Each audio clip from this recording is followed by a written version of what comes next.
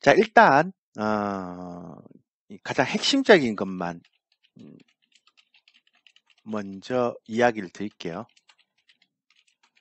에, 그래서 먼저 핵심적인 것만 이야기를 드리면 에, 일단 올해는 한 5월 정도까지, 그러니까 5월 정도나 한 4, 5월 정도까지, 예, 5월 정도까지는 음, 까지는 그 제가 생각할 때 에, 에, 우량주는 뭐 보통 2차 전지나 이런 것들 외국인들이 사는 거 있죠. 지금 사상 최고치 돌파한 거 있죠. 엔터주 뭐 이런 것들이 아마 잘 갈 거예요. 그래서 기본적으로는 이런 것들이 굉장히 잘 갈 거다라고 말씀 일단 드리겠고요. 뭐 엔터는 약간 이제 부담스러운 가격대 왔고, 그 다음에 시가총액 대형주에서는 재미가 없을 겁니다. 지금 왜 코스닥에서 지금 굉장히 잘 가는 2차 전지도 보면 대부분 다 에코 음, 보시면 뭐 에코프로나 나노신소재 이런 것들이 잘 가죠. 대주전자재로 뭐. 그러니까 삼성의 LG에너지솔루션이나 삼성에서 이런 거 못 갑니다. 그래서 가능하면 코스닥 종목이나 아니면 개별주를 매매를 해야 될 것 같습니다. 제가 이유에 대해서 설명을 좀 드릴게요. 그래서 물론 이제 외국인들은 그런 주식을 안 사죠. 그래서 오늘 오전까지 제가 체크를 한 바로는 수출 증가율이 계속 이렇게 마이너스를 떨어져도 오늘 외국인들이 지금 8조를 매수했거든요. 거래소에서만. 근데 코스닥은 얼마를 매수했는가 하면 8천억을 매수했어요.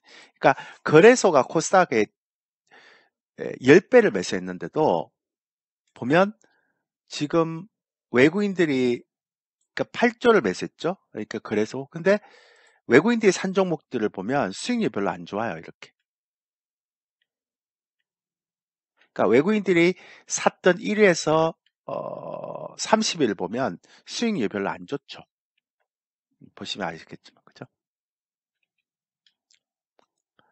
맞죠? 예. 그래서 제가 계속 말씀드리지만, 어, 어, 올해는, 이, 시가총액 대형주에 갖고는 재미가 없을 겁니다. 예.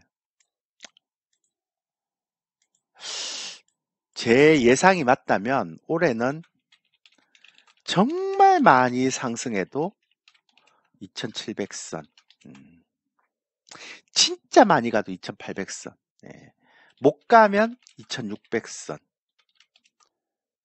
끝. 음, 예. 그래서 앞서 말씀을 드렸던 것처럼 이제 코스닥 개별주를 매매를 좀 많이 해야 되는 부분이 있어요. 그러니까 제가 어제 제가 이 방송에서 그죠? 요 제 유튜브에 있는 요 방송에서 제가 말씀드렸죠. 어, 가능하면 시가총액 1000억에서 한 5조 사이 정도만 공략해라. 5조가 넘어가면 좀 쉽지 않을 거다 이렇게 말씀을 드렸죠. 예. 그런 형태의 흐름들이 지금도 계속 나타나고 있습니다. 그래서 이게 차트를 보면 대형주 위주의 이게 주봉인데요. 대형주 위주의 코스피 200 차트, 좀 무거운 차트는 지금 이렇게 가고 있죠. 근데 코스닥 차트는 보면 굉장히 세죠. 많이 떨어졌으니까 이제 올라가는 건 당연하겠지만, 그러니까 상대적으로 이렇게 올라가는 속도가 되게 셉니다. 코스피 200에 비해서는. 그죠? 아, 코스닥이 이렇게 좀 세죠. 그래서 개인적으로 보면 그러니까 뭐 외국인들이 주도하는 장세다 이렇게 얘기하는데 그런 장세 아니고요. 그러니까 외국인들이 그거는 대세 상승장이나 얘기하는 거고 지금은 대세 상승장이 아니잖아요. 그러니까 경기가 되게 안 좋아요. 여러분들 생각할 때. 고용 지표 좀 좋아졌다고 해서 경기가 좋아집니까? 그런 건 아니잖아요. 그래서 얼마나 안 좋은가 보여드릴까요? 이게 ISM 제조업 구매자 관리 지수인데요. 이게 2020년 5월 이후로 2년 7개월 만에 최저치입니다. 그러니까 고용 지표가 좀 좋아졌다고. 그러니까 이게 이제 미국의 고용 지표가 50만 이렇게 올라갔다고 해서 이걸 이제 되게 좋아하는데 이거 아닙니다. 이거 제가 말씀드렸잖아요. 전부 다 이거 일용직, 파트타임, 서비스업, 계약직 이런 거예요. 그러니까 예를 들어서 제조업에서 잘리면 이 사람들이 이제 좀 쉬자고 얘기하고서 어디로 가겠습니까? 전부 다 파트타임으로 가겠죠, 그죠? 그러니까 제조업 빅테크 기업들이 굉장히 많이 이렇게 해고를 하잖아요. 그리고 제조업도 해고를 하잖아요. 그럼 그 제조업에 해고한 그 사람들이 자기 월급을 뭐 한 8천만 원 받다가 여기는 그렇게 안 주거든요. 한 2천만 원, 3천만 원 주니까 뭐 투잡을 해야 될 거 아니에요, 그죠? 그러니까 빅테크 기업 하나 하다가 이런 파트타임이나 이렇게 서비스 업종에 두 개를 잡고 투잡 뛰고 뭐 쓰리잡 뛰면 당연히 고용 지표 올라가는 거니까. 그러니까 고용의 질이 안 좋아요, 이게. 그러니까 이 고용 지표를 보고 막 경기가 좋아진다 이렇게, 그러니까 연착륙일 가능성이 있다 이렇게 얘기해도 경기가 좋다라고 얘기하면 안 되죠. 그러니까 경기가 좋지 않을 때는 대세 상승장이 없는데 뭐 외국인들이 사는 종목이 가겠습니까? 그건 말이 안 되죠. 그러니까 외국인들이 막 17조 산다 그러니까 눈이 빨개서 외국인들 종목도 무조건 찾아야 되겠다라고 생각해서 외국인 사는 종목 찾아봐야 보세요. 수익률이 안 나온잖아요. 이거. 그렇게 하는 거 아니에요. 그래서 단지 이제 외국인들은 그 수출 증감률이 계속 마이너스 꺾일 때 이렇게 그렇게 외국인들이 이렇게 사는 건 이렇게 엄청나게 사는 건 한 2년 뒤를 보고 사는 거예요. 2년 뒤를. 싸다고 생각하니까. 아. 근데 당장 올해 뭐 한 6개월 안에 승부를 걸겠다 그러면 이런 거 하면 안 되죠. 무거운데. 그죠? 그래서 올해는 제가 계속 작년부터 시작해서 계속 했죠. 저희는 대형주 안 한다고. 올해는. 그러니까 제가 시가총액 대형주, 제가 마지막으로 시가총액 대형주 한 게 네이버예요. 이제 팔았는데요. 그러니까 제가 대형주 하나도 안 하고 최근에 이제 마지막 저희 회원들이 마지막으로 매매한 대형주가 네이버입니다. 팔았습니다. 이익실 했는데 그 다음에 최근에 이제 이익실을 한 이제 우량주가 SM하고 뭐 그 다음에 SM입니다. 그러니까 그 외에는 이제 대부분 다 대형주를 잘 안 하죠. 뭐 지금도 조금 있긴 한데 한두 종목 있긴 한데요. 다 지금 개별주입니다. 그래서 시가총액 대부분 다 5천억 이하 종목만 보유하고 있습니다. 그러니까 저는 올해 처음부터 이렇게 딱 연초부터 전략을 잡았기 때문에 그러니까 올해는 그러니까 외국인들은 매집하는 형태에서는 제가 계속 말씀드렸잖아요. 이걸 끌어올리면서 개인들 물량을 높이 받아줄 필요가 없는 거죠. 안 그런가요? 그래서 이 외국인들이 사고 있는 시가총액 대형주를 해봐야 재미가 없어요, 올해는. 그리고 제가 볼 때는 개별주 매매도 올해는 좀 길면 6월, 짧으면 4월, 길면 6월, 요까지만 개별주 매매를 해야 될 겁니다. 한 3개월에서 한 4개월, 그러니까 이 정도 안에 승부를 봐야 되지. 하반기 가면 다시 힘들어질걸요?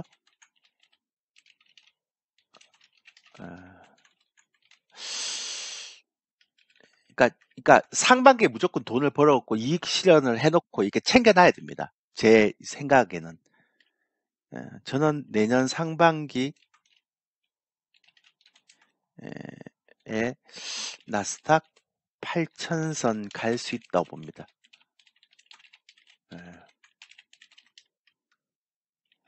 내년 상반기에. 그래서 올해 상반기 늦어도 한 7월, 8월 여기까지는 매매를 다 끝내놔야 됩니다. 제가 말씀드렸나요? 저는 올해 하반기부터는 와우넷에서 주식 컨설팅 다 접는다고요. 제가 무방하면서 얘기 드렸죠. 이거 얘기 들으신 분 3번. 못 들으셨어요? 제가 무방할 때마다 얘기하고 있는데 요즘. 못 들었나요? 예, 들었죠? 예. 저는 올해 제가 우리 회원들한테도 제가 맨날 얘기하는 게 이제 2월 달에 이제 좀 눌림목을 주면 개별주를 다 채우자고 말씀드려요. 예, 이제 우량주는 안 한다고. 예, 예.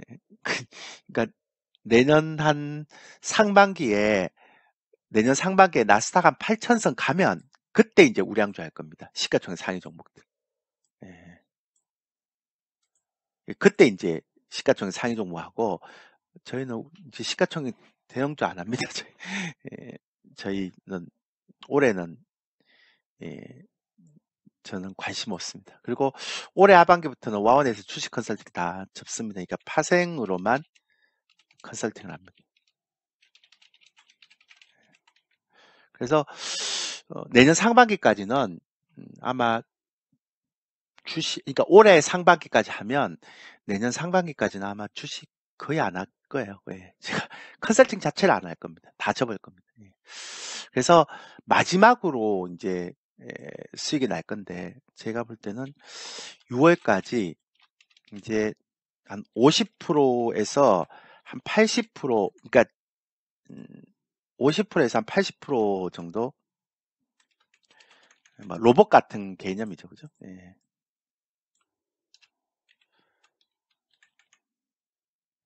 뭐야, 80% 정도 상승할 수 있는 개별주 많을 겁니다.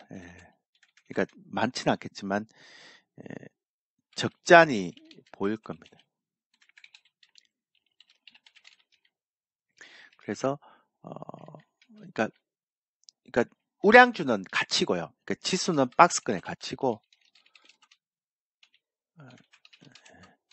이제 개별주 장세가 되겠죠. 근데 이제 순환매입니다. 그러니까 계속 바이앤홀드 가는 것보다는 쫙 올렸다가 탁 빼고 쫙 올렸다가 빼고 그러니까 순환매 장세가 되겠죠. 그죠? 그래서 요런 게 이제 아마 가장 중요할 것 같습니다. 이유를 설명해 달라고요? 뭔 이유? 어떤 이유? 어떤 이유를 설명해 달라는 거예요? 그러니까 어떤 이유를 설명해 달라는 거예요?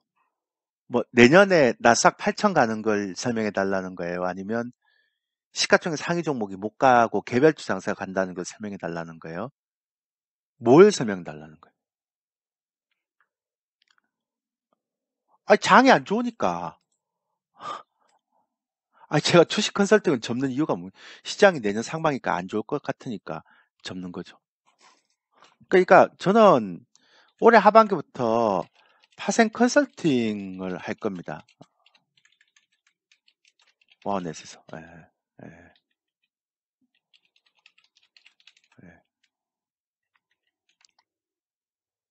저는 파생 컨설팅을 할 겁니다. 그러니까 저는 올해 상반기까지 딱 매매하고 내년에 올해 뭐 하반기가 됐든 내년에 상반기가 됐든 내년 상반기일 것 같아요. 제가 볼 때. 나스닥이 8,000선 딱 가야 그때부터 주식 시작할 겁니다. 그 전까지는 아마 이제 주식 재미없을 겁니다. 그러니까 마지막 마지막 베어 마켓 랠리라고 그러죠. 랠리가 나오는 지금 과정이라고 보시면 되죠. 예. 그러니까 수출 증가율도 안 좋고요. 지금 경기가 안 좋다니까요. 그러니까 외국인들은 2년 뒤를 보고 사는 거죠. 이렇게. 근데 수출 보세요 지금. 예. 그러니까 이런 형태예요. 여러분들. 그러니까 다코드님 올해는요. 고점이 얼마인 것 같으세요? 라고 얘기해봐야 아무 도움이 안 됩니다. 개별적으로 가는데 고점이 뭐가 필요합니까? 그러니까 제가 계속 말씀드리지만 올해는 지수 보지 말고 종목만 보라 그러죠. 지수 보면 올해 그냥 게임 셋입니다. 아무것도 할 것도 없습니다. 그러니까 아까 말씀드렸잖아요. 어, 처음 시작할 때 얘기했잖아요. 올해는 정말 많이 상승해도 2700선, 진짜 많이 상승하면 2800선. 그 다음에 만약에 인플레이션이 생각보다 안 꺾이면 2500선, 2600선 끝. 예. 그러니까 올해는 코스피 지수를 보고 가는 장이 아닙니다. 예. 올해 왜 베어마켓 랠리인지 아세요? 제가 재밌는 거 하나 보여드릴까요? 올해 왜 이렇게 박스권으로 가면서 그나마 좀 이렇게 가는가에 대한 부분들을 이렇게 말씀드릴게요. 예. 제가 이거 얘기 드리면 여러분들 대충 이해가 가실 거예요. 예. 이거 보이시죠? 이게 1900년도에서요. 2022년도까지 그 연도별 S&P 연도별 낙폭입니다. 낙폭. 근데 1907년도에 패닉, 뭐 2차 대전, 대공황, 뭐 1차 대전, 오일 쇼크, 9.11, 그 다음에 그 리먼브러 사태, 금융위기, 그러니까 이런 모든 걸 다 포함해서 1년만 봤을 때 가장 많이 빠졌던 해가 작년이에요.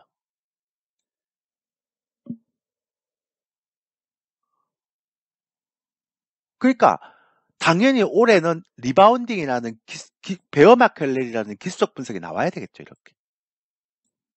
미국 시장 얘기하는 겁니다. 그리고요.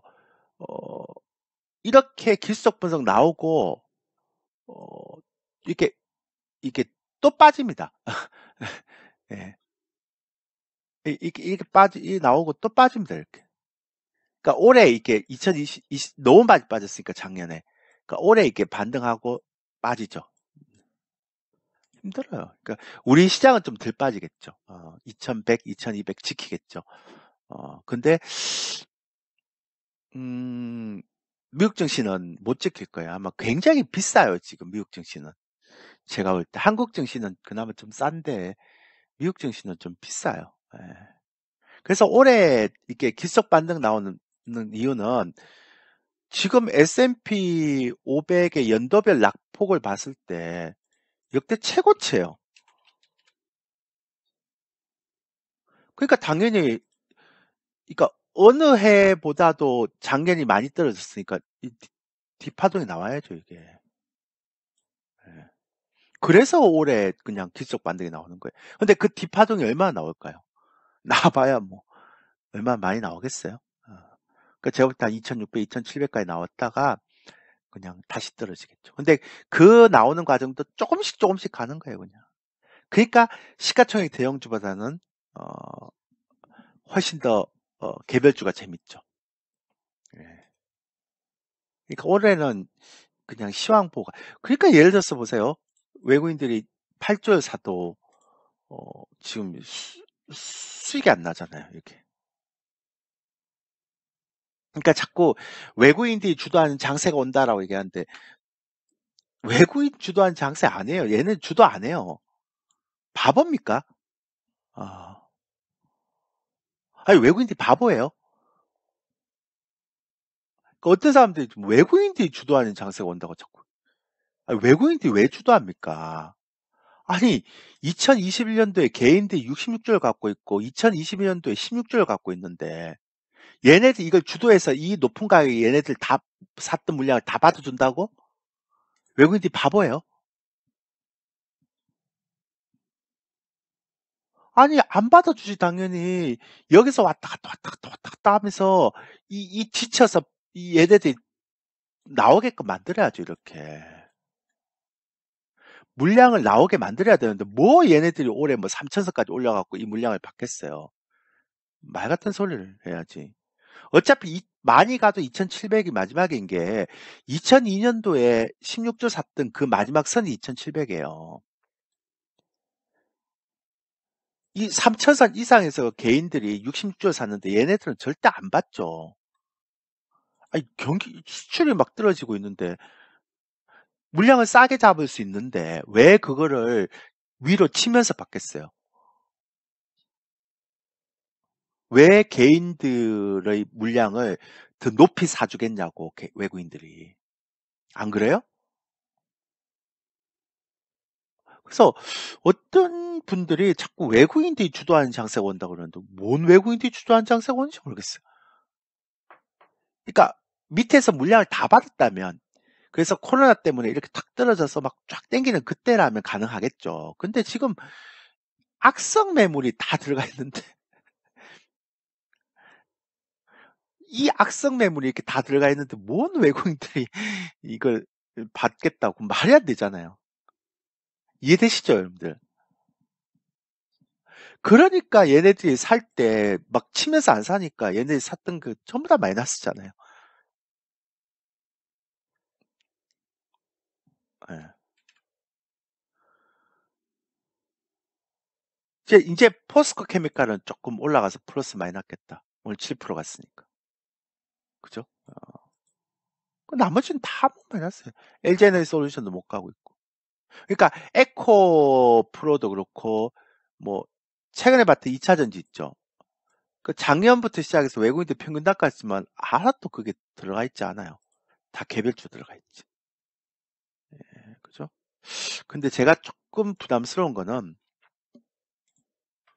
이렇게 개별주고 코스닥이 좋다 보니까 신용잔고가 지금 2월달 들어서 5천억이 증가돼요. 단 거래일수를 보면 6거래일인데요. 맞죠? 1, 2, 3, 4, 5, 6, 7거래일이구나. 7거래일 동안 신용잔고가 5천억이 증가됐어요. 되게 빠르죠? 그러니까 여기는 한 달 8일 동안 1조 2천억이었고, 여기도 좀 그런데 이게 5천억이 이제 신용잔고가 들어오죠. 그러니까 개별주가 너무 좋으니까 신용잔고가 막 들어오나 봐요. 그래서 요럴 때 또 한번 하락 변동성 팍 죽이고 다시 땡기고 막 그럴 수 있겠죠. 어, 근데 그럴 수는 있어도 제가 볼 때는 어, 개별주 장세는 좀 어, 어, 좀 문제가 있다라고 보면 됩니다. 그러니까 개별주는 제가 볼 때는 올해는 대안이 없어요. 외국인들이 이렇게 사는 대형주가 안 가기 때문에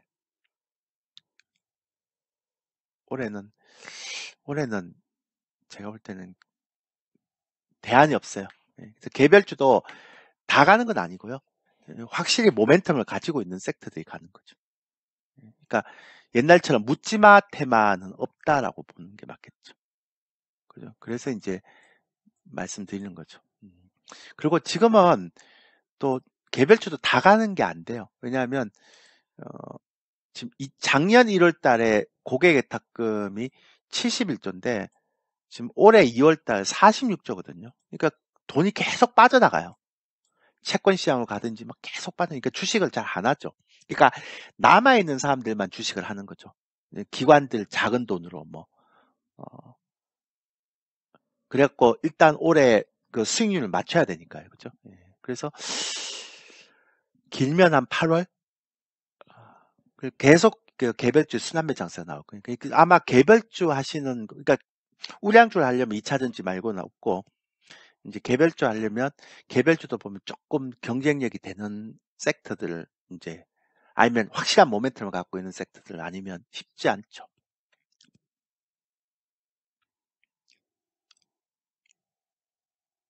그래서 아마 작은 돈으로 올리려고 하려 보니까 외국인들은 당연히 매집만 하는 구간이고 그러다 보니까 외국인들이 아무리 사든 안 사든 상관없이 이제 외국인들이 사면 시장이 조금 좋아지잖아요. 유동성이라는 게 좀 안정적이잖아.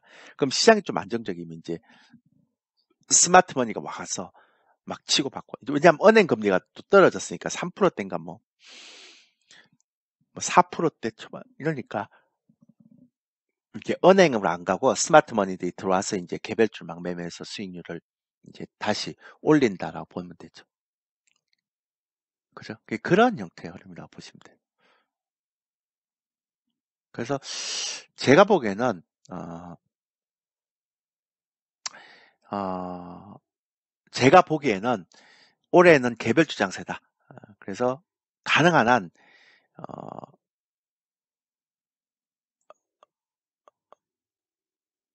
제가 볼 때는 한 2월에서 제가 볼 때 한 6월까지는 좀 개별주 순환매매 장세에 대비하는 게 낫다. 이렇게 보는 거죠. 그러니까 우량주를 하실 분들 하세요. 뭐 길게 보고 하시면 되죠. 뭐. 싸게 사면 되니까. 싼 것도 많이 있으니까. 근데 저희는 안 해요. 제가 말씀드렸잖아요.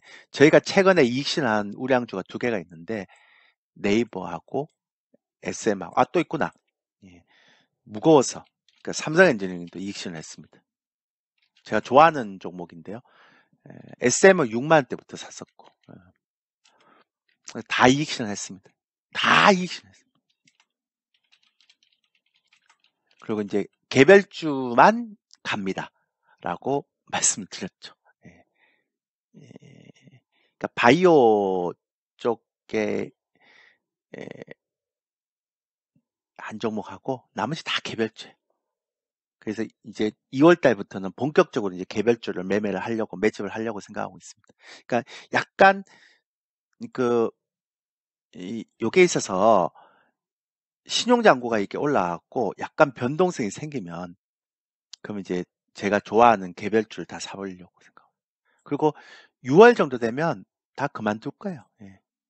그러니까 6월 빠르면 6월 늦어도 한 7월 정도면 저는 이제 이 개별주 다 이신하고 와우넷스 주식 컨설팅 접을 겁니다. 이제 파생으로만 컨설팅 할 겁니다. 와우넷에서.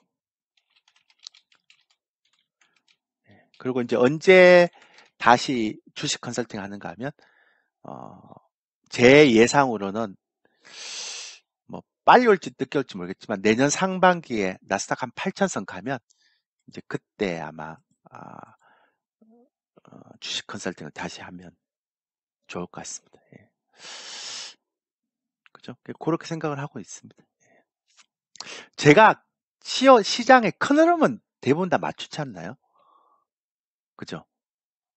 그래서 제가 이제 개별주 매매한다 그러니까 여러분들 깜짝 놀랐죠. 그러니까 작년부터 계속 그 얘기를 하고 있었는데 예. 저희는 이제 시가총액 대형주 안 합니다. 그런 얘기했죠. 그래서 대충 요 정도의 그런 형태로 가고 있다라고 보시면 되죠. 예. 그래서 저희는 개별주를 매집해서 좀 보고 있는 형태로 가기 때문에 아마 저희 방에 제 회원을 가입하실 분들은 그러니까 우량주를 하실 분들은 이제 제가 맨날 우량주만 하다가 좀 낯설 수 있는데요. 그러니까 우량주만 하실 분들은 가입 안 하셔도 됩니다. 좀 개별주를 하신 분들만 가입을 좀 하시면 됩니다. 이렇게. 가입하는 ARS 번호니까요. 그리고 저희는 개별주 매집을 하는데 물론 이제 걔가 안 가면 종목을 바꿀 수는 있겠죠. 근데 가능하면 한 50% 이상 수익이 날 수 있는 종목만 매집을 합니다.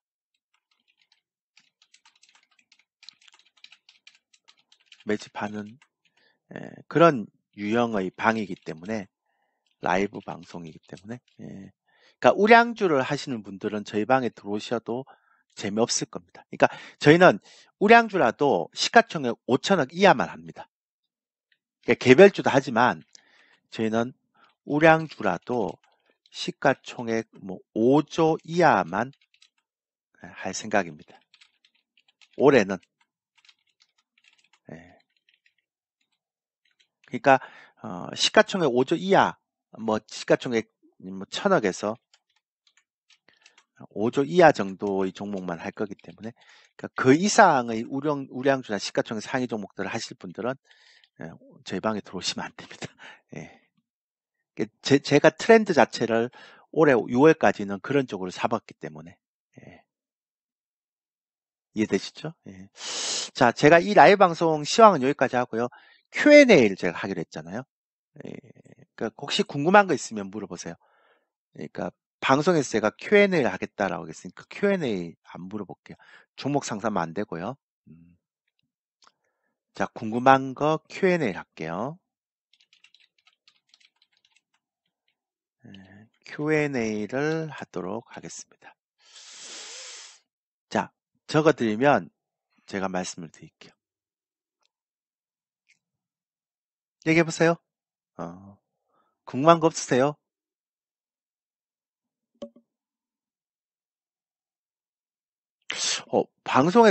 제가 방송에서 궁금한 내용 있으면 바로바로 얘기를 이렇게 라이브 방송에서 한다 그랬는데 요즘 궁금한 거 없으세요, 여러분들? 대답하기 귀찮아요. 그래요?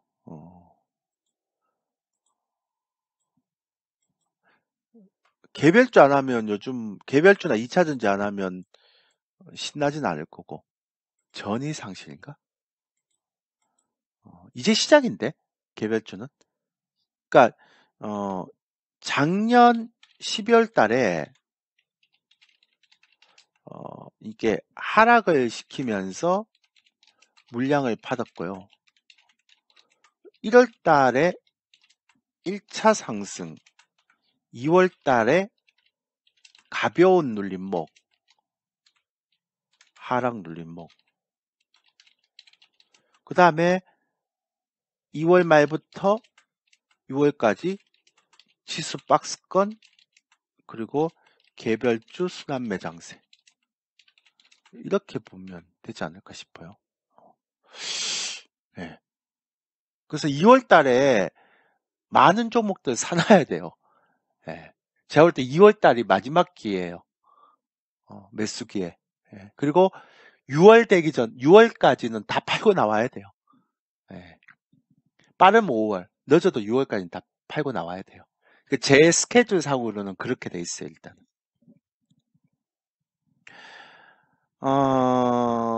제가 제약바이오 전반적인 섹터로 많이 시간이 걸릴 것 같다라고, 그러니까 걸릴지 궁금합니다라고 얘기할 때, 이제 저 얘기를 질문을 되게 많이 하시는데, 제가 그게 대한 답이 딱 하나예요. 올해는, 섹터로 안 움직입니다.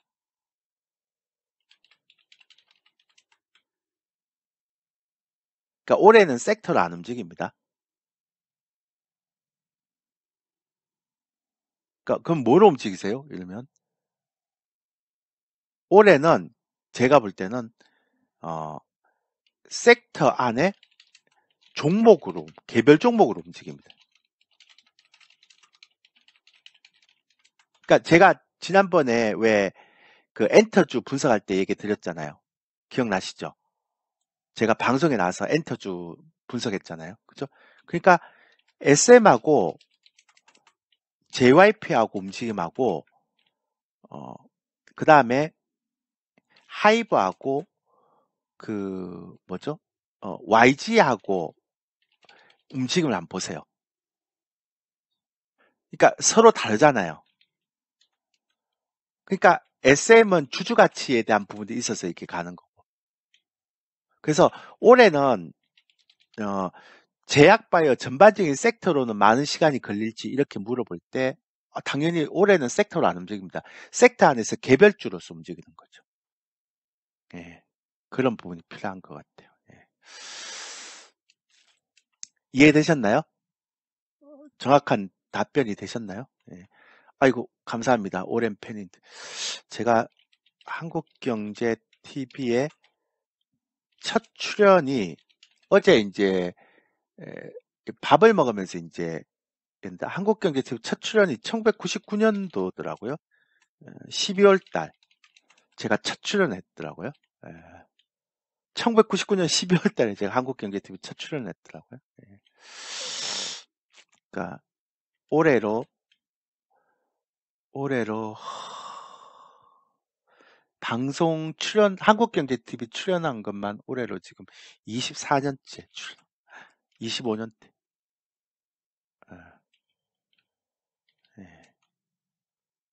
그래 됐죠. 지금 제가 오프라인 강연회를 단 한 번도 안 하죠. 예전엔 되게 많이 했는데, 그죠?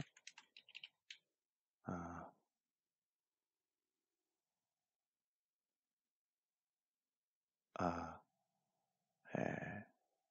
그래서,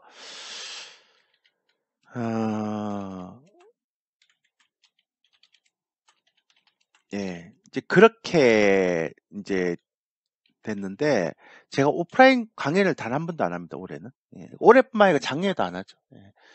제가 별로, 예전에는 막 오프라인 강연에 막 돌아다니고 그랬는데, 요즘은 그런 거 별로 안 좋아해서. 예. 나중에, 그냥, 예, 참가비, 한 5만 원 정도 내고, 그냥 정말로 좋은 정보만 이렇게 가지고 토론하는 세미나를 한번 해볼게요. 예. 그때 제가 한번 할게요. 예. 지금은 그렇게 안 할 거고 싶고요. 자, 또 궁금한 거 있나요? 없으세요? 예. 어쨌든 있으면 채팅창에 올려주시고요. 저희 지금 방에 일단은 저희가 이게 그 개별 종목 고르는 기준은 일단 모멘텀이 있어야 됩니다. 그러니까 삼성전자에서 로봇 투자를 했다 그러면 요거 마찬가지고요. 그 다음에 그러니까 모멘텀이 있어야 됩니다. 그러니까 모멘텀. 그러니까 네옴시티도 마찬가지고. 저희가 최근에 그러니까 히림은 좀 많이 못 먹었고요. 최근에 코롱 모빌리티라는 종목을 이제 저희가 수익을 내고 팔았는데 팔고 나니까 더 가더라고요.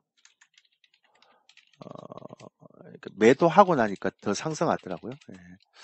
근데 요런 형태들인데 이 코롱 모빌리티 이제 저희가 재상장에서 분할했잖아요. 그래서 분할 전에 저희가 매수를 했거든요. 제가 이제 모멘텀을 보고 그래서 요런 식으로 저희가 하고 있기 때문에 모멘텀이 없으면 별로 못합니다. 예. 그래서 올해는 모멘텀이 이제 있겠죠. 그래서 올해 이제 남아있는 모멘텀을 쭉 보면 이제 이제 한국에 그러니까 경기 침체의 영향을 덜 받고 그죠? 그 다음에 새로운 그러니까 그동안 없던 새로운 모멘텀 이런 걸 따지면 일단 주주가치 이제 주총이 앞에 남았으니까 그죠? 플러스 지배구조. 뭐 지금도 굉장히 이슈가 되고 있지만 제가 이거 로봇 끝나면 이거 나오겠다 그랬잖아요. 요런 것들이 아마 이제 좀 이슈가 될 것 같고요. 그 다음에 이제 한국의 컨텐츠 산업, 그 다음에 엔터 산업 이런 것들이 이제 경쟁력이 뜨잖아요. 예전에 보니까 그래서 엔터 산업은 약간 이제 조금 그렇게 되고, 그러니까 가능한 한 제조업은 피해야죠. 예.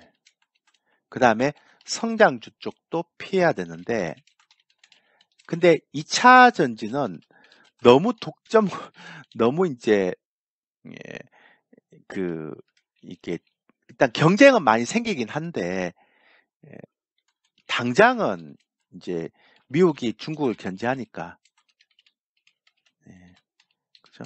그러니까 당장은 이쪽에 이제 수혜를 보는 거죠. 그 다음에 조금 멀리 보면, 이제 비메모리. 이게 삼성이 메모리는 이제 안 하겠죠. 이게 더 이상 투자를 안 하겠죠. 비메모리 쪽.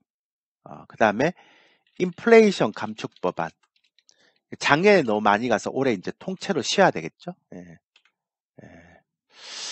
그렇게 보면 되고요. 그러니까 올해는 가는 종목만 가지 않을까 싶어요. 예. 그러니까 못 가는 종목들은 좀, 그러니까 이 성장주를 펴야 된다는 건 성장주인데 실적이 안 나는 섹터는 편. 그러니까 2차 전지처럼 얘는 2차 전지 성장주가 아니에요. 실적주지. 예. 그렇게 보면 되죠. 그러니까 오죽했으면 조선주도 못 가잖아. 그러니까 왜냐하면 일단 경기가 안 좋아서. 그러니까 턴어라운드 된다 하더라도 쉽지 않거든요. 예. 그 다음에 이제 배당 많이 주는 은행주. 근데 은행주도 나중에 이제 경기가 또 안 좋아지면 가장 피해를 보는 섹터긴 하죠. 예. 그러니까 일단은 이런 식으로 이제 들어가면 안 되죠, 건설주. 예. 안 되죠. 예. 예. 그러니까 여러분들이 생각을 할 때 되게 심플하게 한번 생각해 보세요. 예. 경기가 안 좋으면 직격탄을 맞는 섹터가 어디일까? 이러면 이제 일단 제조업이죠. 거기다가 부동산이 버블이잖아요, 지금.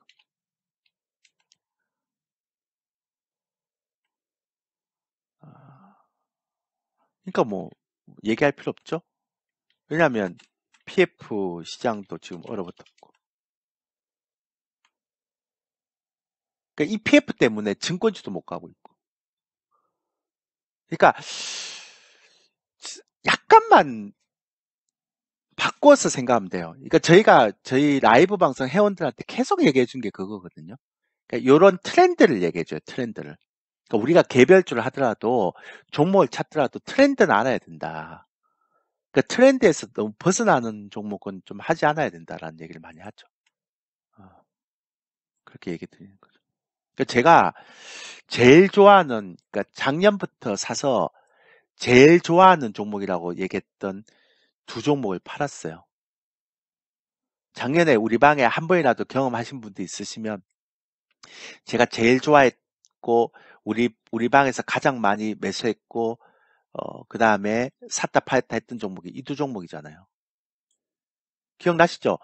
제 방송을 한 번이라도 들었던 분들이라면 아실 거예요. SM6만을 사고.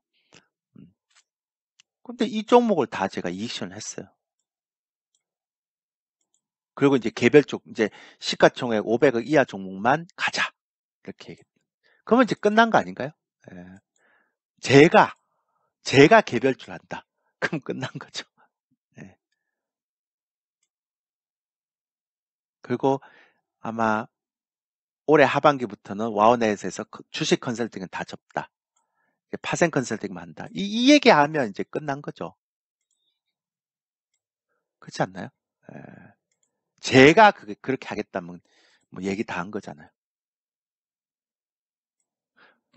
다른 사람, 그러니까 만약에 권태민이라는 사람이나 뭐 제가 다른 사람은 잘 몰라서 그런 사람이 한다 그러면 그럴 수 있어. 원래 그런 거 했던 사람이니까. 근데 제가 그런 걸 한다 그러면 어, 그럼 좀 있죠. 어, 그래서 아까 말씀드렸죠. 그래서 저는 아까도 얘기 드렸지만 올해는 정말 많이 상승해도 2700, 2800선이면 끝날 것 같고, 만약에 인플레이션이 생각보다 안 꺾이면 2600선이 끝이고, 그 다음에 내년에는 나스닥이 8000선까지 갈 수 있다고 봅니다. 저는 나스닥 8000선 찍으면 이제 올해 상반기 재밌을 거예요. 주식 개별주가 그, 그 수익을 다 내놓고 그 다음에 내년에 이제 하반기부터 접어야죠. 그렇게 하면 되고, 네. 그리고 하반기부터는 이제 원에서 파생홀만 컨설팅 할 겁니다. 아까 제가 말씀 안 드렸나요? 이거 어떻게 다 받아내려고 3천을 얘기합니까? 2021년도에 3천선 이상에서 개인들이 66조를 샀습니다. 지금 6조밖에 안 빠져나왔습니다. 그러니까 올라갈 때마다 다 매물인데 이거 어떻게 가요?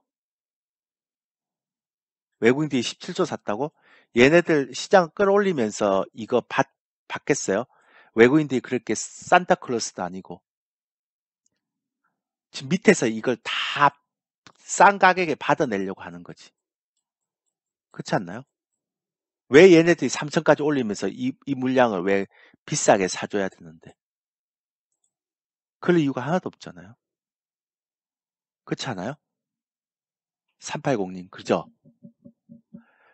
그러니까 380님이 외국인이라면 여기에 있는 악성 매물을 밑에서 다 받지. 이걸 왜 3천까지 올리면서 굳이 높은 가격에 다 받아줄 이유가 뭐가 있나요? 그러니까 포스코 케미칼 같이 매물대가 없는, 그러니까 개인들이 가지고 있지 않는 섹터. 왜냐하면 전고점을 돌파했으니까 개인들이 더 이상 매물이 없잖아요. 그죠? 그런 것들은 올릴 수 있죠. 근데 네이버, 카카오 이런 거 엄청나게 매물 많고 삼성전자도 엄청나게 삼성전자 얼마나 매물 많은지 한번 보여드릴까요? 개인들 매물이 얼마나 많은지. 이게 삼성전자의 개인들 매물이에요. 2021년도에요. 삼성전자 36조 샀어요. 작년에요. 17조 샀어요. 이 매물이 얼마나 많은데 이거를 예. 그러니까 3천을 갈지 안 갈지는 아무도 몰라요. 근데 개인적으로 저는 약간만 생각해 보면 외국인들이 바보가 아니잖아요. 예. 그죠? 예.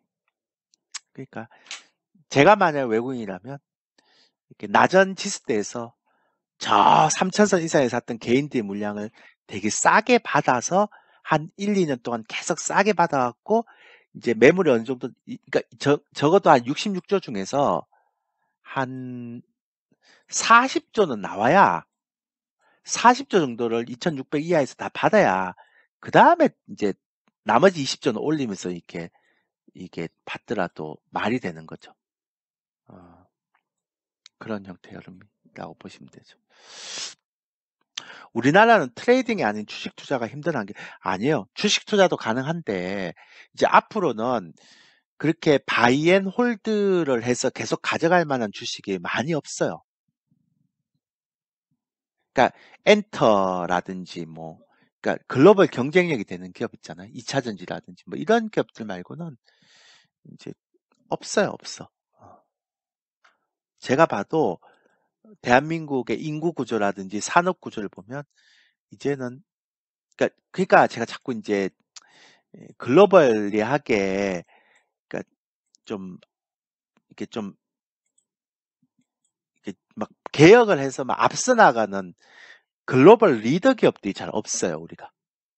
삼성전자 그동안 있는데 예. 그렇다고 뭐 철수까지는 할 필요는 없고요. 예. 예. 그래서 이제 그걸 찾기가 힘들죠. 엔터는 이제 완전히 세계를 다 집어삼켰잖아요. 그러니까 엔터테인먼트는 정말 세계를 다 집어삼켰기 때문에 이제 가능할 수 있는데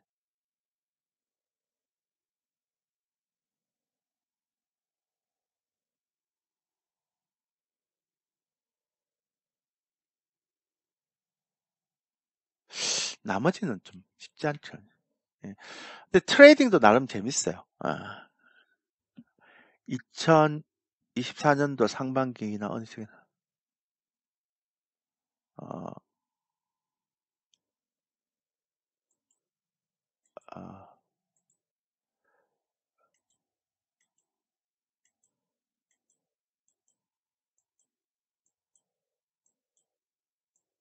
그렇게 얘기 안 했는데요. 거래량 연설에서 앞전날 한 주라도 많으면 빨간 거래량, 한 주라도 적으면 파란 거래량인데, 아, 제 차트가 그렇게, 제 차트가 캔들하고 거래량하고 일치돼 있죠. 이렇게. 그러니까 그게 아니라, 어, 캔들이 음봉이면 거래량이 음봉이고요. 캔들이 양봉이면 거래량이 양봉입니다. 그러니까 일반적인 HTS하고 다르게 제가 설정을 했어요. 그러니까 캔들 색깔하고 거래량 색깔하고 이렇게 일치시킨 거예요. 그래서 사람들이 잘 몰랐구나. 그래서 음봉의 거래량 이러니까 사람들이 잘 모르구나, 무슨 의미인지. 아, 다른 HTS는 그걸 설명해 줘야 되는데, 그걸 설명 안 해줬구나. 예. 그러니까 캔들의 거래량과 음봉의 거래량을 제가 일치시켰어요, 이걸.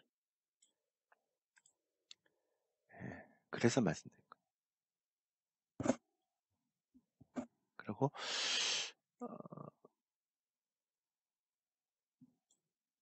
예. 그 얘기를. 그 다음에 2024년도 상반기나 어느 시기에 나스닥 8천까지, 아니, 당연하죠. 미국 시장이 얼마나 지금 비싼데요. 이유는 지금 나스닥 기업들이 아직도 굉장히 비쌉니다.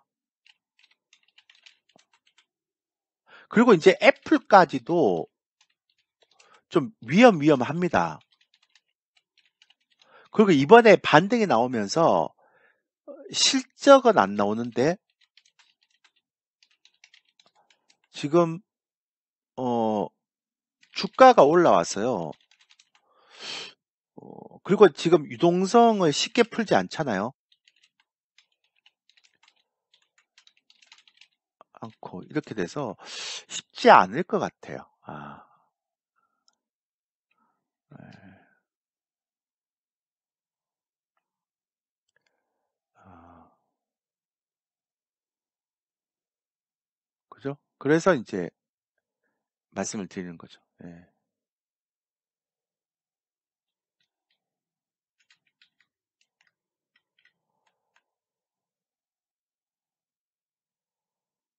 예. 어휴, 나스닥, 요번에 나스닥 기업들 실적 안 보셨어요? 어, 전 되게 겁나던데. 음. 그리고 추세가 다 무너졌어요, 지금.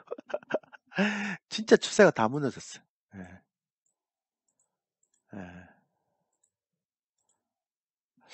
삼성은 M&A 하면 바이오를 하겠죠? 예, 그죠? 예, M&A 하면. 그리고 비메모리도 투자를 하겠지만 어떤 방향으로 할지는 잘 모르겠고요. 음. 메모리는 이제 안 키울 겁니다. 키울 것도 없고 이제 비메모리 정도 하겠죠. 예. 그런 이제 지금 투자를 할지 아니면 M&A를 할지 모르죠. 그죠? 그 다음에 현대차가 이제 로봇을 했잖아요. 어, 그러니까 로봇 투자했죠. 예, 보스턴 다이나믹스라고 해서. 근데 삼성도 어, 이제 이렇게 유상증자를 했잖아요. 그 로보틱스에. 근데 삼성도 해외 쪽 로봇이나 뭐 인공 AI 쪽 이게 자체도 하지만 AI 쪽에 이렇게 자기 산업 자기 로봇이나 AI 이쪽 이게 앱 이게 산업은 이제 어떤 미래니까 예, 도움이 되는 회사는 M&A 할 수 있겠죠. 전장은 투자했잖아요. 이제 전장 사나본 거죠. 그래서 충분히 가능한 얘기인 것 같아요. 예. 그 다음에 딱 할 게 뭐 있나요? 없겠죠, 이제는. 제조업은 어차피 안 된 것 같고. 그죠? 예. 그래서, 이제 마지막으로 아까 말씀드리지만, 재밌어요. 그래서, 어, 개별주를 매매를 하실 분들 있으면, 이제, 개별주, 저희는 이제 우량주 안 합니다. 개별주를 하실 분 있으면, 이쪽에 가입하셔서 한번 들어보세요. 저희는 라이브 방송 그렇게 많이 하지 않아요. 8시 30분에서 10시까지 하고, 그 다음에 9시에서 3시 30분까지 힌트 매매 문자 전송을 가기 때문에, 예, 조금 달라요. 예. 그래서 라이브 방송 시간대가 좀 이렇게 얼마 안 되죠. 그래서 가격을 조금, 이제 옛날 11시까지 했는데 10시까지 하고, 난 어차피 개별주는 문자만 하면 돼요. 그렇게 하고. 저희 몇 종목 운영하냐고요? 저희는 아직 10종목 넘겨본 역사가 없습니다. 평균 한 8종목에서 한 10종목, 맥스 10종목, 최대가 10종목. 근데 10종목까지 사는 경우는 거의 없고, 한 8종목 정도가, 지금도 한 6종목, 예, 한 7, 8, 예, 그 정도가 최고 같아요. 진짜 최고로 빡빡 채워도 10종목입니다. 그 다음 저희는 단타 안 합니다. 예, 비중도 종목당 10%, 그러니까 최소 비중은 7% 그렇게 돼 있습니다. 왜냐면 그 현금 비중은 좀 있어야죠. 그러니까 어떤 상황이라도 이제 현금 비중은 좀 낚여놔야 되죠. 그죠? 예. 줄였다 늘었다 해야 되니까. 그 다음에 이제 추가 매수도 해야 되는 부분이니까. 예, 그렇게 하면 되니까. 똑같죠. 예, 그렇게만 가시면 되죠. 그래서 정말 한번 들어보실 분들이 있으면, 제가 맨날 얘기하죠. 딴 거 그냥, 뭐 깊이 있게 생각하지 말고, 어차피 한 달에 44만 원이잖아요. 그러면 일주일에 11만 원이에요. 그럼 가입하셔서 일주일만 들어보세요. 그리고 괜찮으면 계속 가고, 아니면 뭐 그렇게 안 해도 되고. 예. 저희가 지금 매집했던 종목들이 다 올해 잘 가야 되는데, 예. 올해 이제 저는 한 6월까지 생각하고 있거든요. 예, 개별주를. 그래서 매집을 좀 하고 있는데, 예. 어차피 이제 네이버 팔았고, 코롱 모빌리티 팔았고, 히림 팔았고, 또 뭐 있지, SM 팔았고, 삼성엔지니어링 다 수익 실현 다 했거든요, 저희가. 예. 최근에 손절한 거는, 카카오도 우리가 먹고 팔았구나. 그리고 최근에 손절했던 거는 카카오페이 1% 손절, 그것밖에 없었네요. 예. 최근에 저희 손절이 하나도 없네요. 그러고 다 수익을 내고 팔았네. 예. 예. 최근에 손절이 하나도 없었습니다. 예. 없었던 거 맞죠? 예.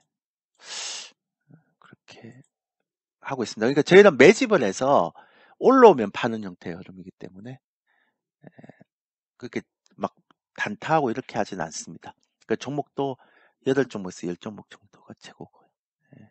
잘 생각해 보시고 싸잖아요. 그래서 한 일주일 정도만 듣고 안 맞으시면 환불해도 돼요. 예. 일주일 정도 11만 원이면 제 스타일 어떤지 좀 알 수 있으니까. 그죠? 예, 그렇게 하시면 되고 아마 주식을 와우넷에서 주식을 들을 수 있는, 저한테서 주식을 들을 수 있는 아마 기회는 마지막일 것 같아요. 6월까지. 그러니까 제가 와우넷 제 담당자한테 그랬거든요. 저는 앞으로, 그러니까 올해 상반기까지만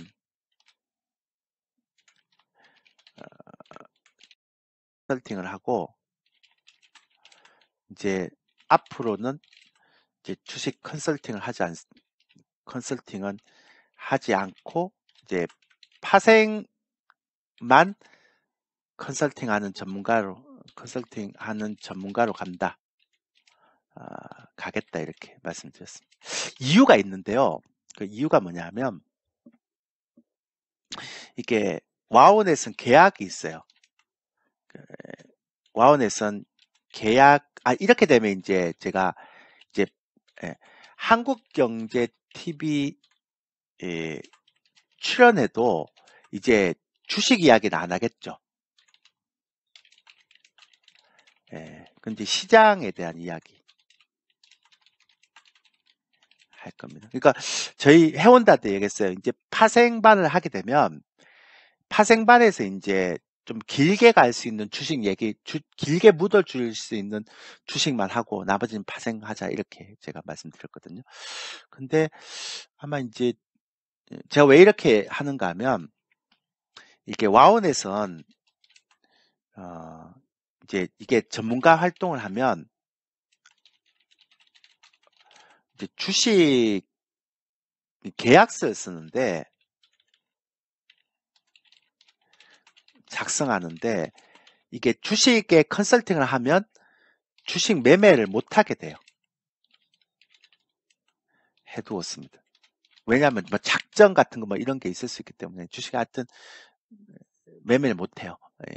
그러니까 회원들과 같은 종목 사지도 못하고 그러니까 주식 자체를 못하게 계약을 해놨어요. 문제가 생길 수 있다고.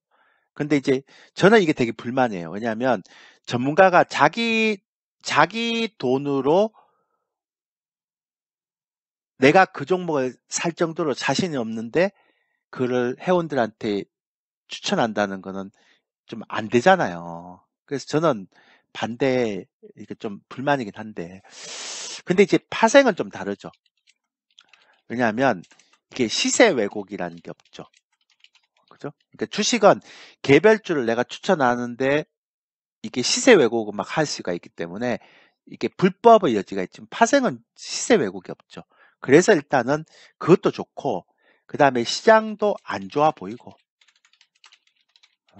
그리고 뭐니 해도 이제 파생을 하게 되면 계약서하고 다르게 이제 제가 주식 매매를 할 수도 있잖아요. 그렇게 하니까 좀 다른 전문가는 잘 어떻게 할지 모르겠습니다. 근데 와우넷 전문가 활동을 하려면 계약서를 작성하는데 그건 주식 매매 못하게 계약을 해놓습니다. 와우넷의 전문가 활동을 할 때 와우넷과 계약을 할 때 주식 매매를 못하게 계약을 해놓습니다. 예, 예. 그 실명 얘기하시면 안 되는데.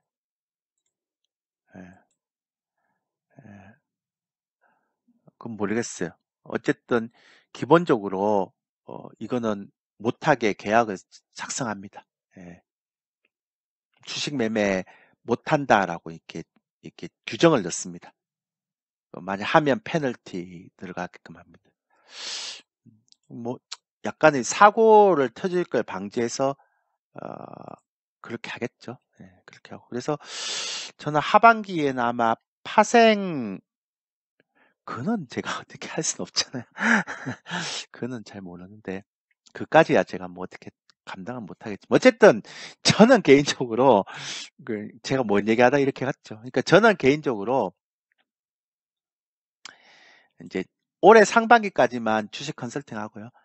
근데 하반기부터는 이제 파생만 합니다. 파생만 컨설팅하는 전문가로 가겠다라고 얘기를 했습니다. 그래서 저는 주식보다는 시황이 더 좋은 것 같아요. 저는 그, 저는 막 주식보다는 시황이 훨씬 더 좋은 것 같아요. 그래서 이제 하반기에 만약 그렇게 하면 이제 그 예전처럼 환불 없애고 그러니까 교육으로만 듣고 파생 이제 매매하는 시스템 이렇게 가는 거죠. 예. 그래서 제가 계속 말씀드렸지만 올해 상반기가 마지막 같아요. 저는. 예. 개별주를 해서 학원 주식으로 수익을 낼 수 있는 마지막이지 않을까. 그리고 내년 상반기 중에 아마 제 예상이 맞다면 나스닥 한 8,000선까지는 오지 않을까. 뭐 시장이 또 제 말대로 되지는 않겠지만 어쨌든 그렇게 생각하고 있습니다. 예. 됐죠? 예. 그래서 혹시 제 방에 관심이 있는 인버스는 좀 다릅니다. 인버스는 파생보다는 이게 부가가치가 별로 안 좋아서 이게 좀 경로당 주식하는 것처럼 그렇게 합니다. 예. 저희가 잘 안 합니다. 그리고 곧버스 같은 건 시간 가치가 있어서 잘 안 되고요. 예. 그래서 어쨌든 관심 있는 분들은 이렇게 결제해서 한 일주일 들어보시고 마음에 드시면 계속하고 마음에 안 드시면 환불하시면 됩니다. 그죠? 그렇게 하시면 되겠죠. 자, 여기까지 하겠습니다. 예, 다들 고생하셨습니다. 좋은